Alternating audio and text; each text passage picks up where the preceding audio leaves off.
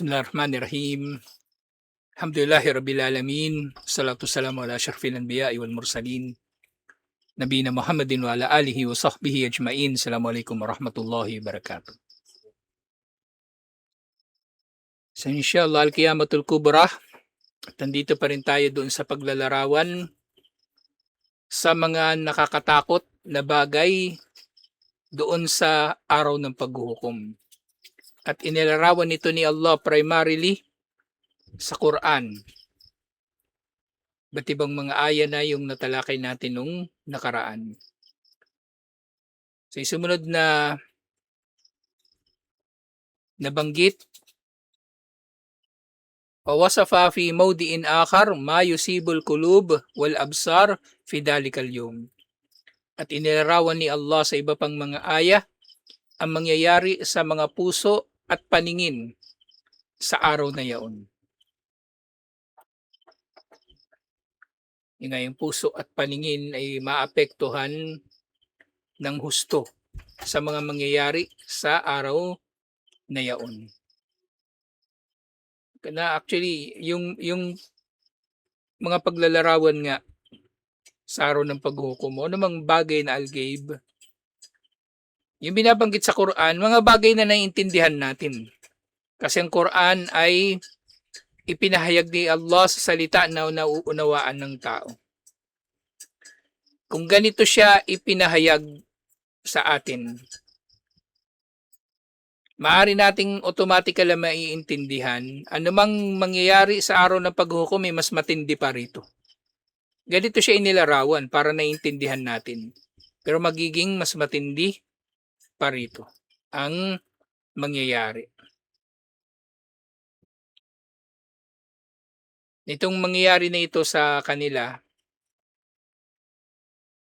makakaapekto sa paningin at puso ng tao.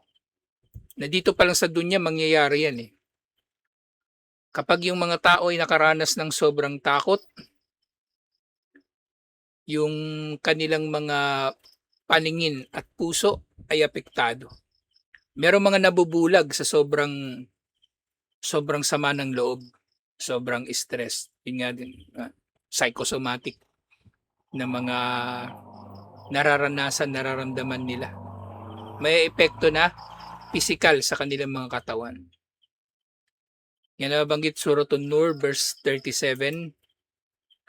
Sinabi ni Allah,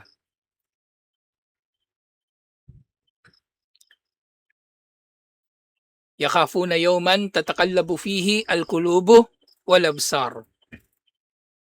Sila raw ay matatakot sa araw na ang kanilang mga puso daw at paningin ay babaligtad.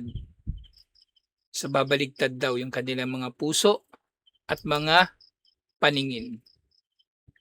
Hindi sinabi ni Allah Suratul Nazi'at verse 8 to 9, Qulubu yawma idhi wajifah absaruha khashi'ah. Ang mga puso daw sa araw na yaon ay wajifah. Wajifah, ibig sabihin yumayanig.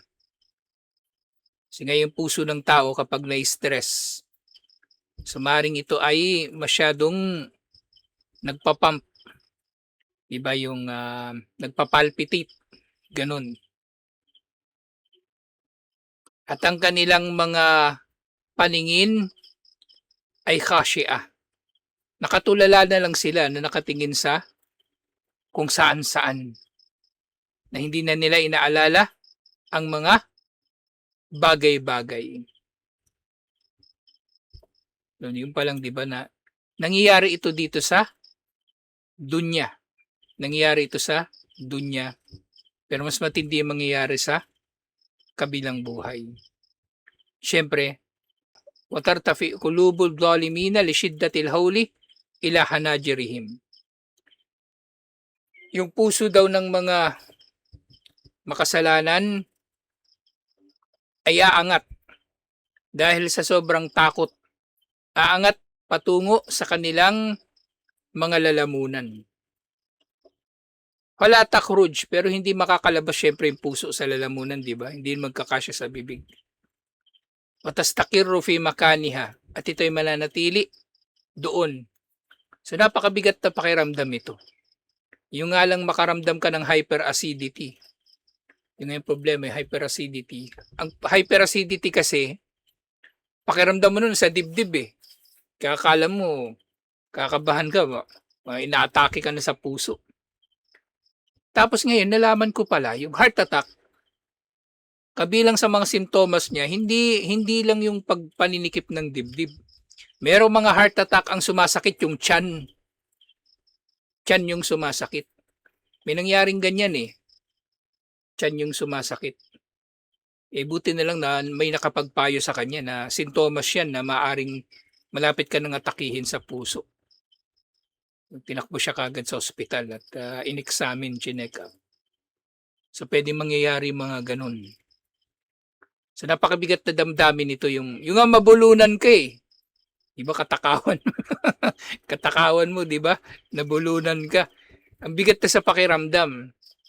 Ang bumara sa bibig mo o sa lalamunan mo, ano lang, pizza, burger. Ito yung puso mo. Gaano kalaki yung puso? Nakabara sa lalamunan mo. Napakatindi. Wanderhum yawmal azifati idil kulubu ladal hanajiri kadimin. Na sinabi ni Allah kay Propeta Muhammad sallallahu alaihi wasallam, magbabala ka sa kanila tungkol sa araw na azifa. Ito na, di ba? Yung isa sa mga pangalan ng araw ng paghukom, Yawmal Azifa. Araw na malapit, araw na papalapit. Oo, malayo pa. Sa tingin natin, malayo pa yung araw ng paghukom. Maaring ilang daang taon pa o ano pa man. Pero nga anumang araw o anumang pangyayari na tiyak na darating, ay may tuturing na malapit na rin. May tuturing na malapit na rin. Kaya paghandaan natin yun. Paghandaan natin. Kahit ma-delay pa yun, kung siguradong darating, wala nang saysay yun eh. Na kung ano man yung ang panahon sa pagitan ngayon at pagitan ng pagdating ng araw na yun. Tiyak na mangyayari eh. E di paghandaan na natin. Hindi porke naantala ang isang bagay, ay hindi na ito mangyayari. Yan ang problema sa mga tao. Diba? Sa mga masasamang tao, di ba? Porke inaantala yung pagpaparusa sa kanila, feeling nila hindi na sila parurusahan. Hindi. Pinalulugitan lang sila ni Allah ay nga doon sa nababanggit sa mga ay. Doon nga, wa andirhum yawmal asifati idil kulubu ladal hanajir. Kapag ang mga puso daw ay nandoon na sa lalamunan, siyempre mabubulunan sila. Ladal hanajiri kadimin. At ito'y mapupunta doon sa kanilang mga lalamunan. Yung kadimin dito, inilalarawan yung kanilang kalagayan. Yung nga na.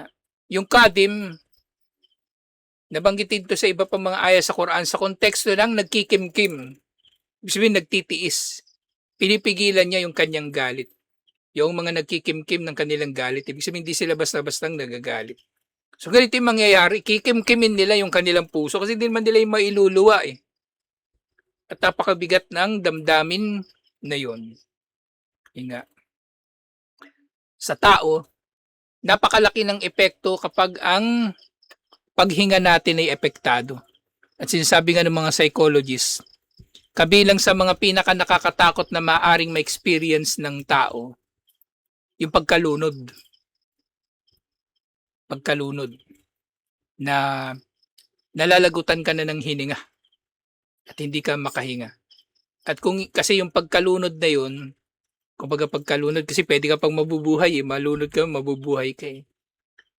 Ngayon napagtanto ko nga, siya yung pinaka nakakatakot na maaring ma-experience ng tao na hindi pa mamamatay. Kasi nga yun yung pinakamalapit sa kamatayan eh, pagkalunod. Yun yung pinakamalapit sa kamatayan. Yung tila malalagutan ka ng hininga. Kahit ikaw eh, yung sarili mo, di ba? Pipigilan mo yung sarili mo na huminga. Actually, walang nakakagawa nun eh. Pipigilan niya yung sarili niya na huminga hanggang sa mamatay siya. Walang nakakagawa nun. Kasi, ang paghinga natin, di ba yung mga organ functions natin, Either voluntary at saka involuntary, di ba? Voluntary, kusa nating nagagalaw, kamay, kusa nating nagagalaw. Involuntary, yung baga, puso, hindi natin nakokontrol yan. Kikilos at kikilos, gagawa at gagawa ng paraan yung baga para huminga. Kahit pigilan mo pa yung baga na huminga, gagawa siya ng paraan na huminga. Kasi nga, kumbaga, nagre-respond siya sa stimulus na naubusan na ng hangin yung katawan. Kaya itong pagpunta ng puso sa lalamunan, ay magiging matindi rin talaga ito na parusa. Magiging matindi rin ito na parusa sa mga tao.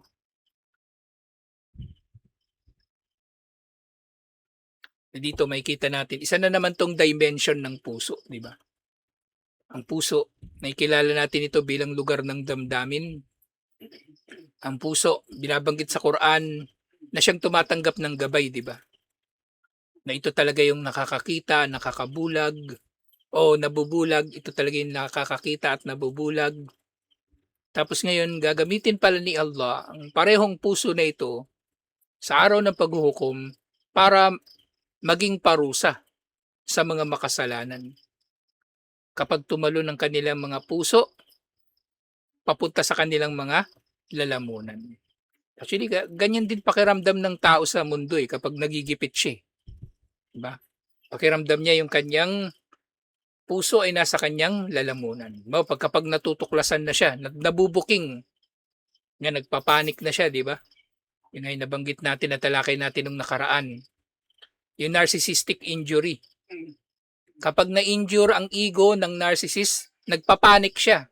Maring ganito yung pakiramdam niya, yung puso niya napupunta na sa lalamunan niya. Feeling niya mabubuking na siya. Kasi yung pinakakatago-tago niya na kanyang kahinaan, na kanyang mga kapintasan, na kanyang mga kalokohan, kabulastugan, pandurugas at iba-iba pa, na tinatago niya sa pamagitan ng kanyang mga defense mechanism.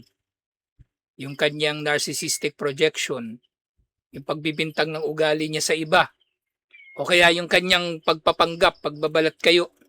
Kapag yan hindi na tumatalab, yun magpapanik ang narcissist. Pero sandali lang yung panic phase na yun Mas delikado sa narcissist nga yung susunod, yung rage phase. Na siya ay, kumbaga, all-out war na laban doon sa mga tao na nagdulot na maging ganun ng kanyang pakiramdam. Kaya, madalas natin nababanggit yung narcissism kasi sabi nila yung laganap sila ngayon At maaring ganito rin yung mararamdaman nung unang tatlong itatapon sa impyerno, di ba? Yung nagjijihad, di ba? Para lang sabihin ng mga tao na matapang siya. Yung nagsasadaka para lang sabihin ng mga tao na mabait siya o mapagbigay. Yung nagbabasa ng Quran para lang sabihin ng mga tao na mahusay siya. Papahiya sila ni Allah, maaaring ganito rin yung mararamdaman nila. Ganito. Nakakatakot, di ba? Ganito yung damdamin. Dito nga sa mundo, di ba, may nagawa ka sa bahay, may nabasag ka. May nabasag ka.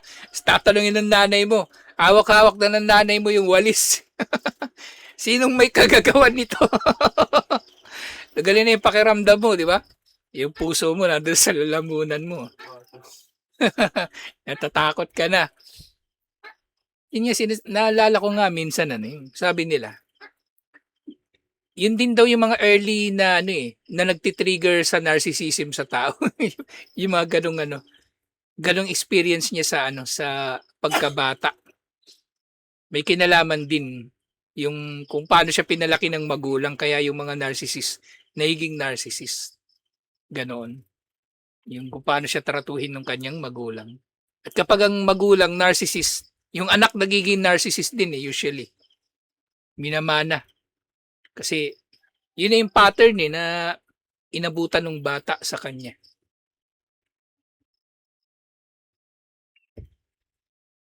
Gayun din sa sobrang nakakatakot ng araw ng paghuhukom.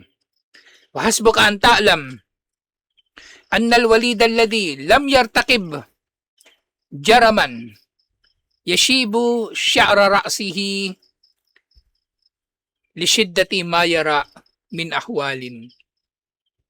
At sa mga nakatakot na mangyayari sa araw ng paghukom, magiging sapat na nga na malaman mo na ang bata, mamumuti ang buhok niya.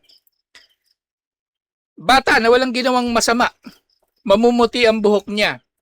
Dahil sa matinding mga nakakatakot na bagay na masasaksihan niya sa araw ng paghukom.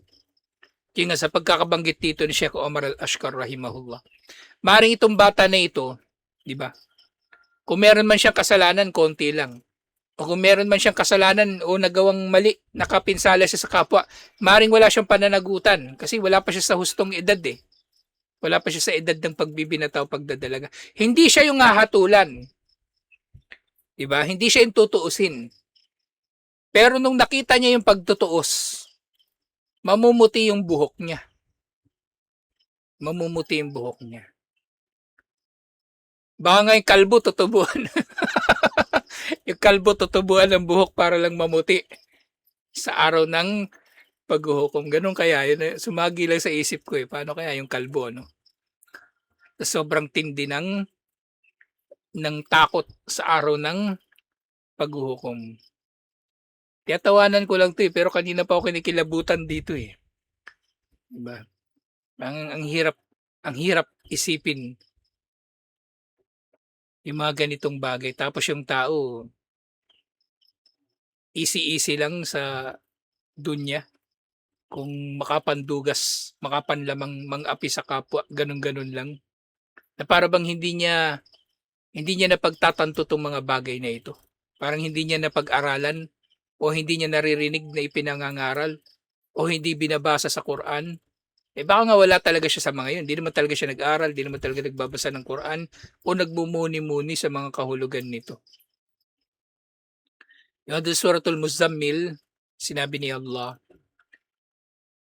فَكَيْفَ تَتَّقُونَ إِنْ كَفَرْتُمْ يَوْمًا يَجْعَلُ الْوِلْدَانَ شِيبًا السَّمَاءُ مُنْفَطِرٌ بِهِ كَانَ وَعْدُهُ مَفْعُولًا.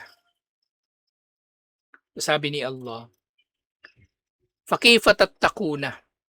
Pero dito yung kahulugan nito, kayfa tattakuna. Parang paano ninyo katatakutan? Pero hindi Ang tattakuna dito, sa konteksto ng yung literal na kahulugan ng tattakun. Ano yung root word ng tattakun? Yung waka, di ba? Proteksyonan. Ang kahulugan nito, yung kayfa tattakun, paano ninyo mapoproteksyonan ang inyong mga sarili? Paano ninyo maiaadya ang inyong mga sarili mula sa kasamaan ng araw ng paghuhukom? Di ba? Paano ninyo sasanggain? Paano ninyo sasalagin? Kung kayo ay mawawalan ng pananampalataya sa araw na dudulutin na mamuti ang buhok ng bata, paano ninyo poproteksyonan ang sarili ninyo sa mga panganib, pinsala at nakakatakot na mangyayari sa araw na mamumuti ang buhok ng bata kung hindi kayo mananampalataya sa araw na ito? Okay, fatattakun. Kaya importante yung tafsir Importante yung tafsir. So dito kung babasahin lang natin literal, ibig sabihin, baka maintindihan natin to, paano ninyo katatakutan? Kasi di ba la'allakum tattakun, upang kayo nawa ay matakot. Pero ito iba.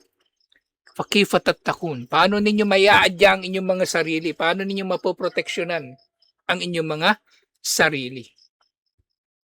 Kapag hindi kayo nanampalataya sa araw na dudulutin ng bata ay mamuti ang buhok. At ang araw na ang langit daw ay munfatirun bihi. Di ba infitar yung pagkahati, pagkawasak sa araw na mawawasak ang langit, magugunaw. At si Allah nga, di ba, kana wa'duhu maf'ula, kapag ang kana tinutukoy si Allah, ang ibig sabihin dito palagi, hindi past tense ito, ibig sabihin palagian. Si Allah palagian, kapag nangako siya ay tinutupad niya. Kana wa'duhu maf'ula. Ang mga pangako niya ay palagiang matutupad. Ang mga pangako ni Allah ay palagiang matutupad. So, napakatindi ng araw na ito, ng araw ng paghuhukom, waliyadu billah. Kaya ngayong tao, dapat ano siya eh, dapat ah, dito pa lang sa mundo nga tinutuos niya yung kanyang sarili. Kasi kapag tinuos na tayo doon sa kabilang buhay, eh, mahirap na, mas mahirap yun, magiging mas mahirap na pagtutuos. Kaya napakahalaga yung nga yung murakaba na ang tao, self-aware siya. Siya mismo sa sarili niya ang nagtutuos. Siya mismo ang nagtutuos sa sarili niya. At yun yung problema nga sa narcissist. Yung mga narcissist, nakikita nila yung sarili nila eh, pero hindi nila tinatanggap. Yun ang problema. Hindi, yun yung mga bahagi ng disorder nila eh. Kaya personality disorder na tinatawag yung narcissism. Hindi sila baliw eh. Nakapag-isip sila, nakakagawa nga sila ng mga pakana laban sa kapwa nila. Pero meron silang disorder na ayaw nilang tinatanggap ang kanilang mga sarili. Nilalabanan nila. Kumbaga, kinocompensate nila sa pamagitan ng kasamaan. Whereas yung normal na tao, kapag nakita niya yung kanyang sarili, lalo na matapat siya sa kanyang sarili, nakita niya yung kanyang sarili na mahina, tatanggapin niya yun. Magsisikap siya na lumakas. Nakita niya yung sarili niya na incompetent, tatanggapin niya yun. At magpapaka-competent siya, magpa-practice siya. Pero narcissist hindi. Aangkinin niya lang yun ang aangkinin. Gagawa siya ng maskara. Gagawa siya ng balat kayo. Gagawa siya ng public persona. Para maproteksyonan yung kanyang kahinaan. Pero wala siyang gagawin para maging tunay na malakas o makapangyarihan. Kaya bandang huli yung mga narcissist, kung hindi sila kilala ng mga tao, katatakutan sila ng mga tao eh. Katatakutan o madali nilang masisindak yung mga tao. Pero kapag kilala na natin sila, inshallah, wala silang magagawa na pinsala sa atin. Libang na lang sa itinakda na ni Allah. Kaya napakahalaga na makikilala ang kalaban. Napakahalaga talaga na makikilala ang kalaban. So kung yung tao nakaranas ng paghihirap sa kanyang sarili, yung na sa sobrang tindi magkakanya-kanya tayo sa araw ng paghuhukom. Ultimo yung mga pagkakamag-anakan ay mapuputol din sa araw ng paghuhukom. Kasi yung tao, di ba? Yung puso niya nasa kanyang lalamunan na. So may isip pa ba niyang tumulong sa iba? Hindi nga niya matulungan yung kanyang sarili. May isip pa ba niya na tumulong sa iba? O gustuhin man niya? Magagawa ba niya na makatulong sa iba? Hindi na. Kanya-kanya na tayo sa araw ng paghuhukom. Kahit yung pinakamalalapit nga nating kamag-anak ay wala na. Hindi na natin sila papansinin. Kahit pa yung, di ba yung bagong silang o bagong panganak na babae, kahit yung anak niya, kung meron mang baby do sa araw ng paghuhukom, makalimutan niya yon.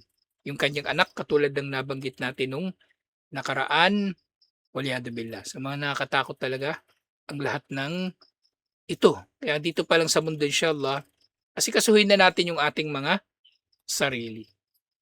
Isang masamang epekto ng social media. Ang tao, didulot ng social media na yung tao, maging abala sa buhay ng iba. Kasi scroll ka ng scroll. Tawag nga doon, doom scrolling eh. Scroll ka ng scroll, hanggang sa mamatay ka na. Scroll ka ng scroll, tapos tinitingnan mo yung buhay ng ibang tao, pero yung sarili mong buhay napapabayaan mo. Nakita mo si ganito, yumaman, naiinggit ka. Oh. Nakita mo yung ganito, nakakaawa, naawa ka. Yung kinainggitan mo, naiinggit ka ng naiinggit doon, pero ikaw, hindi ka naman nagsisikap. Yung sinaing mo, pinapabayaan mo eh. Tapos yung tao, nakita mo, nakakaawa naman to, pero hindi ka naman naawa sa sarili mo. Nagiging abala ang tao sa buhay ng iba. O nakita siya ng bagong kasal o ng mga mga picture ng mga asawa na mag-asawa na masasaya. Mabuti pa 'tong mga 'to, masasaya. Yung ako, hindi masaya yung buhay mag-asawa ko eh. Eh paano kang sasaya eh, nakatutok ka sa cellphone. Ayusin mo yung buhay mo. Magluto ka ng maayos, 'di ba? O, 'di ba babae 'yun, 'di ba? Magluto ka ng maayos, kung 'di ba matuwa sa yung asawa mo, sisipagin magtrabaho. Pag-uwi niya, asikasuhin mo. Hindi yung pag-uwi niya, daming kalat sa bahay, tapos ikaw nandun nakaupo sa nakasalampak sa upuan, sa sopa. Hindi nga nakahanda yung hapunan. Tapos ngayon magagalit ka, yung asawa mo nakakita ng kabit na marunong magluto, mahusay mag-asikaso. Ikaw ang may problema. Ikaw ang may problema. Yung problema ngayon, ang daming hamon ngayon eh. Yung, di ba, yung social media, iniisip natin, napakalaking biyaya kasi dumali yung maraming mga bagay eh. Pero kasama niya yung mga iba't ibang hamon. Waliyadu billah. So tutuloy natin ito inshallah. Assalamualaikum warahmatullahi wabarakatuh.